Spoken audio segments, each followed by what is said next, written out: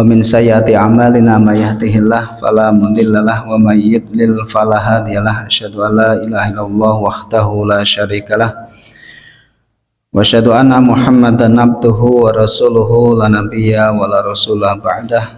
Allahumma salli wa sallim wa barik ala sayyidina Muhammad sallallahu alaihi wasallam wa ala alihi wa ashabihi ajmain.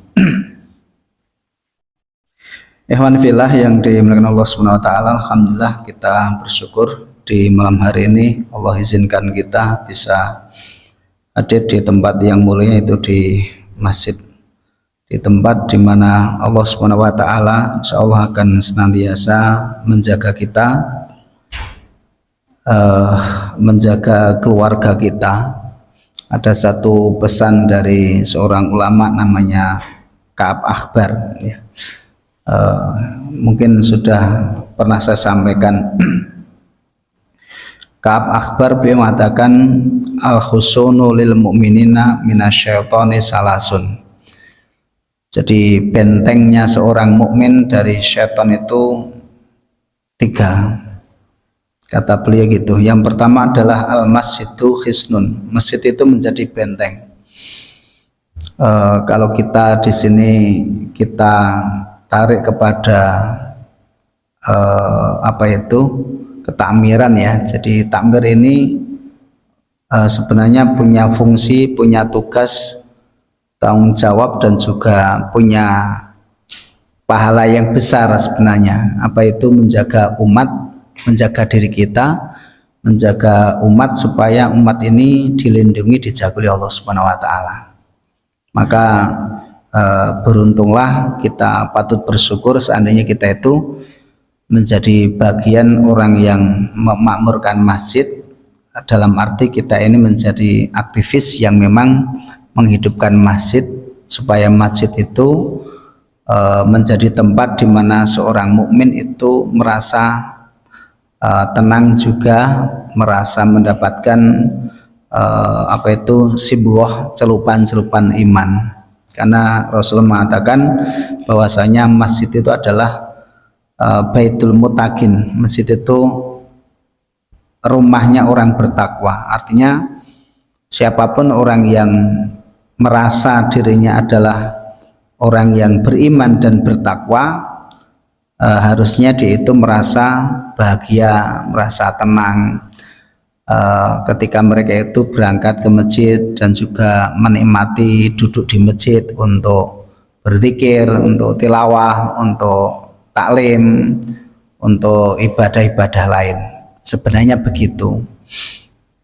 Namun ketika kita atau seseorang belum bisa mendapatkan kecintaan, ketenangan, ya, untuk bisa hadir ke masjid, berarti pertanyaannya, berarti mafhum mukhalafahnya, kebalikannya, apakah kita sudah disebut sebagai orang yang bertakwa yang sebenarnya? Karena orang bertakwa, kata Rasul, masjid itu tempatnya orang bertakwa. Artinya tempat di mana orang bertakwa itu bisa melabuh, ya, melabuhkan dirinya untuk bisa duduk di masjid untuk mendapatkan ilmu, siraman rohani, dan juga nikmat-nikmat batiniah, seperti itu. Jadi masjid ini menjadi benteng. Maka ya perlu juga di sisi lain kita bersyukur kalau berada di dalamnya, tapi juga di sisi lain kita itu punya rasa tanggung jawab. Karena saya tadi pagi mikir itu, jadi terutama mikirkan terkait dengan masalah generasi, ya, generasi banyak di kampung-kampung yang ada itu kan usia-usia generasi tumbuh berkembang, harusnya mereka itu adalah mendapatkan bimbingan, ya, ilmu, mendapatkan keteladanan, dan itu kan sangat-sangat ya, sangat sergi. Itu yang prihatin, prihatin betul. Karena memang ya betul, ya, Umar bin Khattab beliau pernah mengatakan alimu auladakum fa innahum sayaisuna li ghairi zamanikum. Jadi Umar bin Khattab mengatakan ajarkanlah atau didiklah anak-anak kalian. Tentunya masa di sini ada dididik terutama tentang masalah adab, ilmu, ya, tentang urusan agama. Karena apa? Ketika anak kita atau generasi-generasi kita ini tidak dididik, tidak tahu tentang urusan agama mereka itu akan menghadapi zaman yang jauh dengan zaman kita dulu. Betul Mas? Betul. Makanya alimu auladakum fa innahum sayaisuna li ghairi zamanikum. Ajarkanlah atau didiklah anak kalian karena anak kalian itu jauh berbeda hidup dengan zaman kalian. Lah, terkait masih juga dengan masjid, kenapa kok masjid? Kan beda. Orang belajar di dalam masjid itu ada sisi keberkahan-keberkahan yang tidak didapati di luar masjid. Ya Mas. Karena di masjid itu sendiri kan ada keutamaan berjalannya, kemudian keutamaan banyak di situ.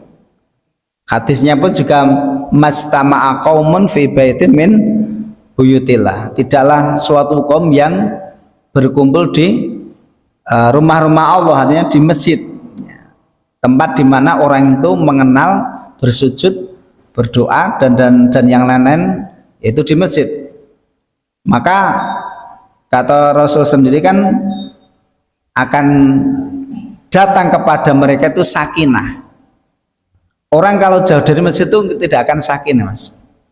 Tidak akan dia merasakan khusyuknya hati. Udah mang titeni mawon.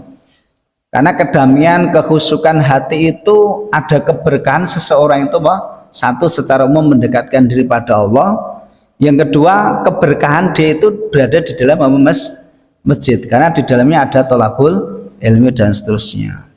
Maka kalau jenengan melihat sekarang fenomena itu ya, fenomena yang terjadi seperti itu ya karena kita, umat kita itu jauh dari masjid. Nggih, monggo lah ini sak mampune awake dhewe. Kita juga tidak dituntut untuk menjadikan semua manusia beriman kan ya. Kita itu hanya dituntut untuk bagaimana menyampaikan kebenaran, menyampaikan ilmu dan juga berdakwah menyeru dengan cara yang benar dan baik. Ya, seperti itu aja. Jadi itu ya, jadi masjid itu adalah benteng. Yang kedua adalah wa dzikrullahi ta'ala hisnun. Jadi zikir pada Allah itu adalah benteng. Ya, benteng dari syaitan. Karena hati yang jauh dari zikir berarti hati di situ adalah akan menjadi sarang setan itu bermabit, bercokol. Ya. Wa man a'rada an wa may ya'shu an dzikrir rahman nuqayyid lahu syaitan fa huwa lahu qarin. Zikir. Banyakin berzikir di akhir zaman itu, banyakin zikir. Ya, yang di mana ya Mas? Sudah saya sampaikan di sini atau di mana ya? Agak lupa ya. Kita di sini belum. Sampai ulama pun mengatakan ada 5 hal. Udah saya sampaikan di sini belum Mas? Belum ya. Khamsatu asya tajibu ya alayat surukaha ya ahadum minna tiwala hayati. Jadi ada 5 hal yang seseorang atau kita itu tidak boleh meninggalkan sepanjang hidup kita. Jadi ada 5 hal yang harusnya senantiasa kita jaga atau kita amalkan. Yang pertama apa? Yang pertama yaitu alayat seruki syukro. Hendaklah seseorang itu tidak meninggalkan syukur. Ya, hatta ya tukhramu aziyadah, sehingga kalian itu terhalangi atau tidak mendapatkan namanya tambahannya nikmat. Jadi artinya yang pertama, hidup itu bicaranya awedi terus bisa merasakan, memunculkan nilai-nilai syukur, karena hidup itu kan berarti syukur.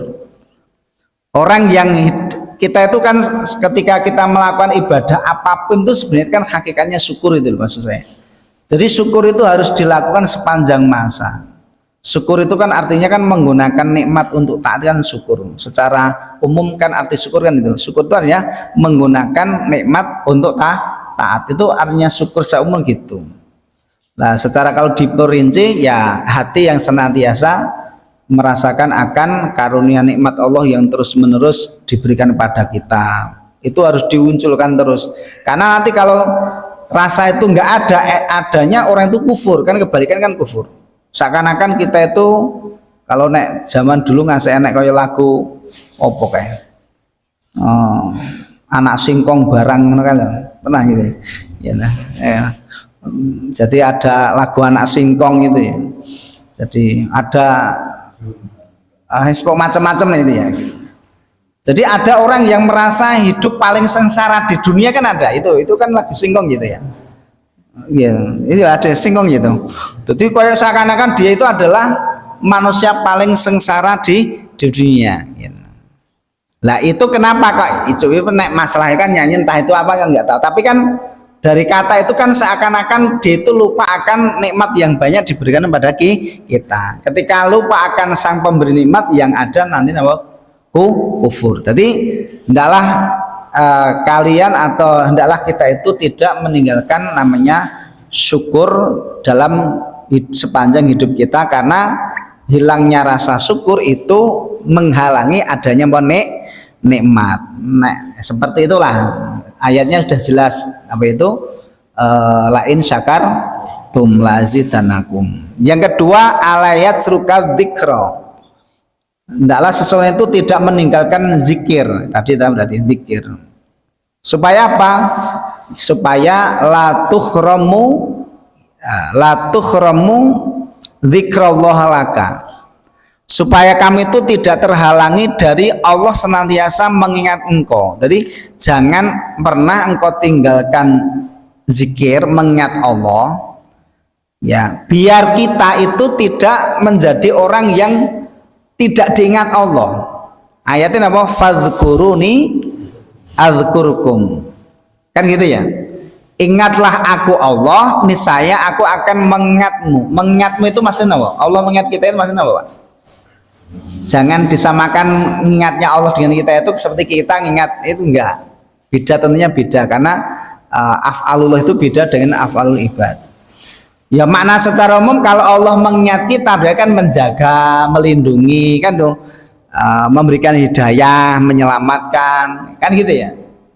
Ya, jadi hendaklah seseorang itu tidak pernah, jangan meninggalkan namanya zikir atau mengingat Allah. Supaya apa? Supaya kalian itu tidak terhalang dari Allah mengingat engkau atau menjaga engkau. Ayatnya adalah apa?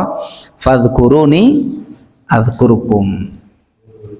Ini mboten gampang loh Pak, sangka mboten gampang. Kanjeng Nabi niku kan wasiat kali sahabat Mu'ad nih oleh, "Hei Mu'ad, jombok jangan kau tinggalkan setelah sholat kamu membaca nama a'inni ala dzikrika wa syukrika wa husni ibadatika." Artinya ini bukan sesuatu yang mudah gitu loh. Nyatanya kenapa ini bukan sesuatu yang mudah? Karena memang banyak manusia itu antara ingat sama lalai itu banyak yang lalai Pak. Termasuk kita nonton bangunlah nyanti-nyanti. Jadi nak ditimbang antara orang yang ingat dengan orang yang itu banyak yang lalai Mas. Sadar tidak sadar gitu. Coba awake dhewe namanya sing umur 50 swidak 70. Coba jenengan gitu. Lali Pak. Jangan dikira nek wis sumben aku nek wis tuwek aku tak eling. Malah isih nemen lho Pak. Karena pola tua itu sebenarnya itu gambaran dari pola dulu itu apa muda. Jadi jangan ngomong pas muda aku sumben wae. Siji pertanyaan, belum tentu kamu bisa hidup sampai tua, belum tentu.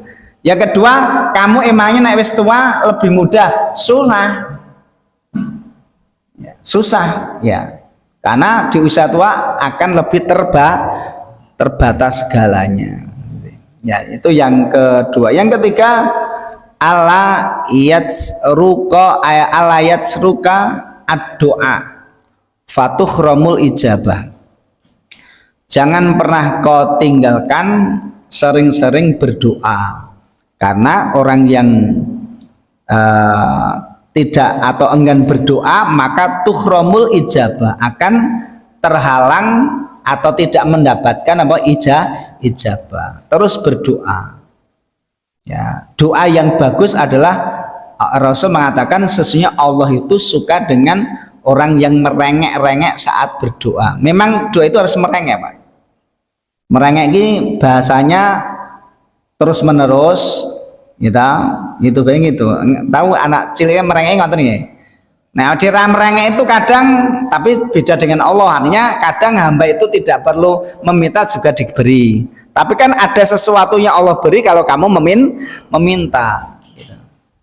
Gitu. Tapi kalau secara umum orang tua ketika direngi anak lebih direspon daripada apa? Tidak. Berarti maknanya apa? Awet ketika berdoa itu harus banyak merengek, karena Rasul juga mengatakan Allah itu sangat suka ketika hamba sedang berdoa itu merengek. Itu dalam kitab ada wadah terangan gitu di bab doa. Jadi berdoa. Ya, dalilnya adalah ud'uuni astajib lakum, berdoa. Terutama nanti ada bab tersendiri waktu kapan berdoa, tempat berdoa, bla bla itu kan ada sendiri. Tapi yang jelas jangan pernah kita tinggalkan namanya doa. Disebutkan dalam satu hadis Rasul dalam kitab Khazinah itu di bab di matanya itu disebutkan man futihat lahu abwabad doa futihat lahu abwabar rahmah. Siapa yang dibukakan padanya kemudahan-kemudahan ya berdoa, berarti dia tersebut akan dibukakan pintu rahmatnya Allah. Karena itu tanda cinta Allah ketika orang itu kan nyambung itu loh, Pak. Doa itu kan ini kan nyambung antara hamba dengan Allah. Wa man futihat lahu abwabad doa futihat lahu abwabal ijabah. Dalam ayat yang lain, siapa yang dibukakan pintu-pintu doa akan dibukakan pintu ijabah. Terus berdoa. Bahkan mungkin yang ternyata, jadi maksudnya terus berdoa, meskipun mungkin kita ada sesuatu doa yang kita tidak di situ di dunia nggak dikabulkan, tapi dalam satu hadis ada keterangan enek wong dungone ra dikabulke, lagi dikabul mah Allah itu malah seneng asli sing iki asline. Jadi mungkin enten Mbak niku wong niku waktu gumun tenanan mergo napa? Doa mau ora soalnya nek wis dikekne donya padha karo jenenge wis di apa jenenge wis di apa ya ya jenenge wis di cicil lah Mas. Makanya ada keterangan itu enten seorang hamba yang saat itu nanti malah kepinginnya doa itu diberikan di akhirat. Ini kan itu tidak mungkin awake dhewe kan gitu. Tapi secara umum pilih di situ karena beda itu. Makanya artinya jangan berdoa saja berdoa, terutama doa minta husnul khotimah, terutama. Lu kenapa? Karena setan itu sangat benci, wanyel banget nek kalau ada orang yang berdoa minta husnul khotimah. Lo kok lebih benci? Karena setan itu target akhir adalah bagaimana orang itu keluar dari dunia tanpa membawa iman. Makanya nek ada orang minta Allahumma rzuqni, ya Allah marzuqna husnul khotimah itu setan sangat benci. Ya. Kemudian yang ke berapa Mas? Keempat atau kelima ya? Keempat ya. Keempat itu jangan latat seruki al istighfar, latat serukil istighfar fatuhramun najah. Jangan pernah kau tinggalkan banyak istighfar. Kenapa? Karena dengan banyak istighfar itu dengan istighfar itu kamu akan tidak terhalangi dari keselamatan. Maksudnya dengan istighfar itu kita akan selamat. Wa maka Allahu mu'adzibahum wa hum mustaghfirun. Dan tidaklah Allah itu menyiksa mereka sementara mereka itu memohon ampun. Jadi istighfar. Kalau bisa ya istighfar kan sigotnya macam-macam nih Mas. Nek iso dilakoni kabeh, terutama Sayyidul Istighfar nek iso nggo PR ya. Sapa wae mriki ra bapak ra nem nek iso Sayyidul Istighfar ampun tinggi ditinggalke. Kalau bisa semuanya harus apa Pak? Karena khusus untuk Sayyidul Istighfar itu ada keutamaan tersendiri. Sayyidul Istighfar pun apa terima? Allahumma anta rabbina. Nah, kuwi nek diwaca esuk ya takdir Gusti Allah siang nih kok meninggal dunia ada jaminan apa masuk surga. Maksud jaminan itu jadi itu terjaga iman itu loh. Ya. Terus nek diwaca sore, nek mati bengi ada jaminan penjagaan apa masuk surga. Allahumma anta rabbi la ilaha illa anta. Ya, khalaqtani. Cuman nek lebih mades iki jenengan fahami maknanya. Mboten namung bacaannya karena Allahumma anta rabbi itu pertama ada penyerahan dulu totalitas. Ya, Allahumma anta rabbi la ilaha illa anta kan totalitas dulu, penyerahan total pada Allah, berserah diri pada Allah akan semua pertolongannya dan seterusnya. La ilaha illa anta khalaqtani wa ana abduka, ini kan memuji dulu. Ya. Wa ana abduka wa ana ala ahdika wa atika mastata'tu a'udzubika min syarri ma sonatu. Aku berlindung kepadamu dari keburukan apa yang kukerjakan. Abu laka bi nikmatika alayya wa abu bi dzambi faghfirli fa innahu la yaghfiru dzunuba illa anta. Pertama saya istighfar jangan enggak apa. Yang kedua jangan lupa mengistighfarkan kaum muslimin ya. Ya sebagaimana Rasulullah SAW itu berpesan kepada sahabat Ali di dalam kitab Wasiatul Mustafa. Rasul ngendika ya Ali ya wahai Ali ucapkan istighfar astagfirullahaladzim dulu dah tak jelas jenengan li waliwa lidaya wali jami'il muslimin wal muslimat wal mu'minin wal mu'minat al ahya'i minhum wal amwat. Ya berapa? 25 kali kata Rasul, 25 kali. Nah iso diwaca ajeng subuh mungkin. Nah iso saya kalau biasa bangun subuh jadi itu kan lengkap mas. Astagfirullahaladzim memohonkan akan dirinya sendiri dulu, terus liwaliwa hidayah kepada kedua orang tua, terus wali jamil muslimin muslimat, muslim lanang muslim itu, mukmin lanang itu yang hidup ataupun yang telah meninggal dunia. Sekarang pertanyaannya kenapa kita harus suka mendoakan orang lain? Karena Abu Darda mengatakan orang yang ya mendoakan orang lain ampun itu menjadikan sebab dua manfaat. Satu terijabai doa dia. Jadi sebab ndongake ampun karo dulur niku ndadekke nek jan donga ki ijabah maksudnya. Yang kedua adalah menjadikan sebab Anda itu dimudahkan apa itu masalah napa rizki. Jadi rizki sama napa doa dikabulkan. Ya maka astagfirullahaladzim li wali walidayya wali jamil muslimin wal muslimat wal mu'minin wal mu'minat al ahya'i minhum wal amwat 25 kali. Atau sigot istighfar yang lain ya astagfirullahaladzim alladzi la ilaha illa huwal hayyul qayyum wa atubu atau astagfirullahaladzim innahu kana ghafar. Terserah sigotnya banyak. Yang terakhir la tukhramu tasbih latat seru tasbih, jangan kau tinggalkan banyak bertasbih. Supaya apa? Supaya kamu itu supaya kami itu mendapatkan ya keselamatan takdir Allah yang baik. Ya, enggak tak kirimi mas, saya punya kok, enggak saya punya. Jadi neng Facebook saya juga ada tak kirim di situ. Jadi kenapa? Karena tasbih itu menjadikan sebab orang itu selamat. Kata Allah, Nabi Yunus kayak gimana ayatnya mas?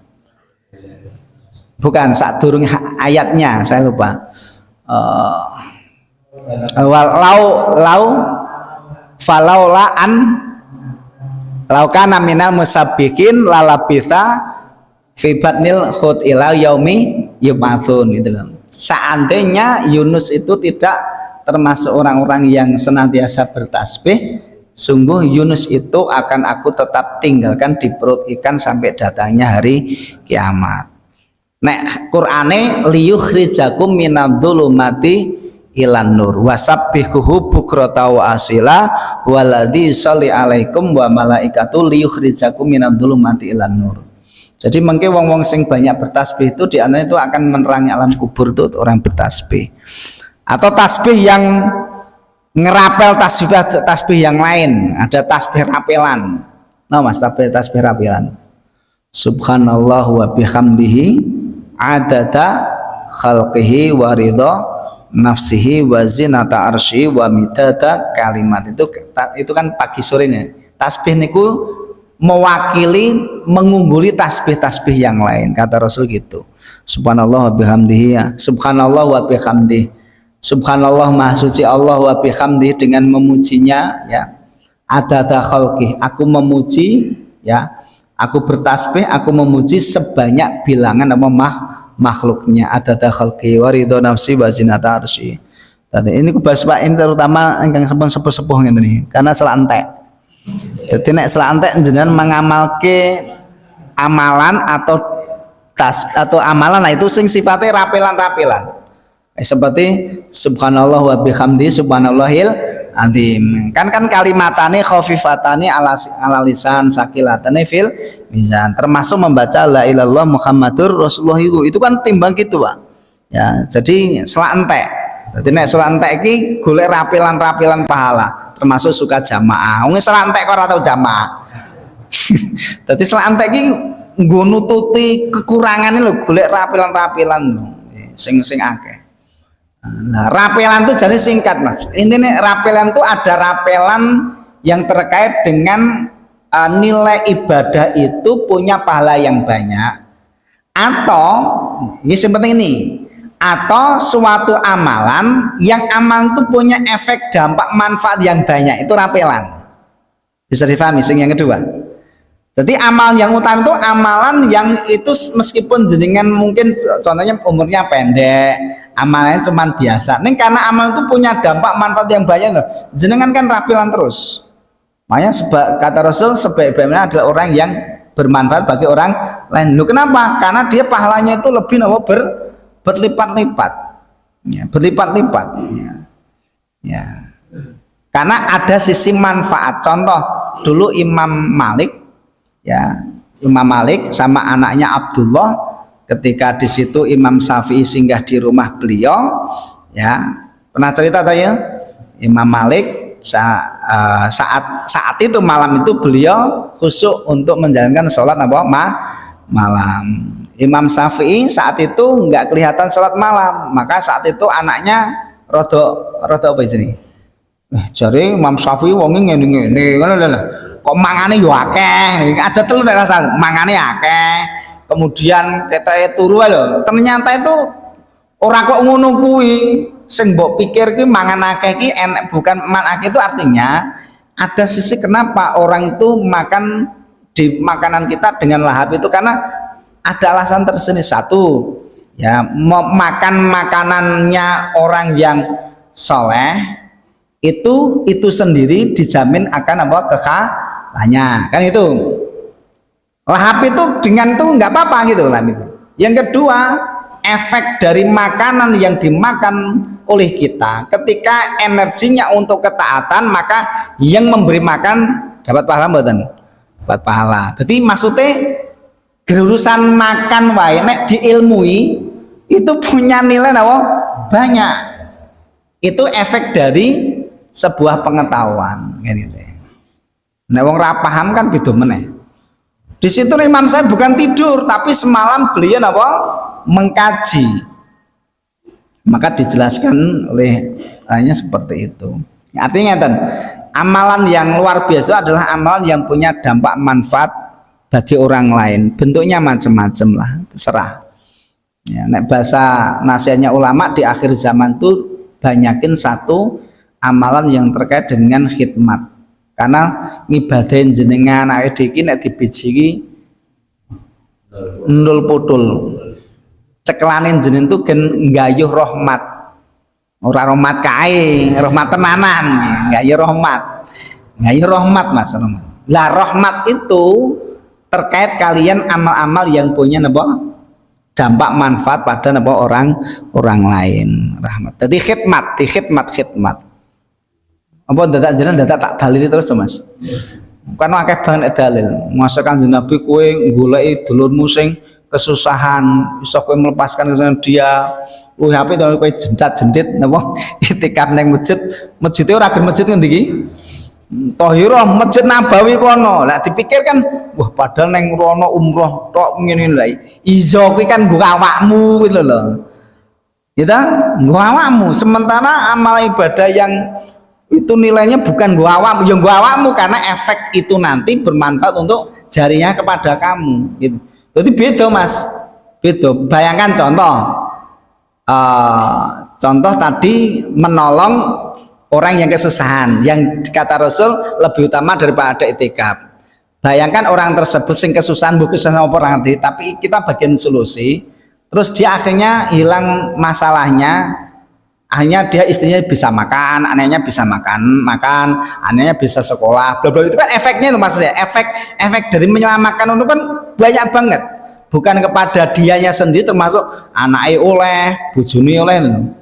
Nenek jelas sholat mau coba gue sopo, wawamu dewe, gitu loh, maksudnya gitu loh.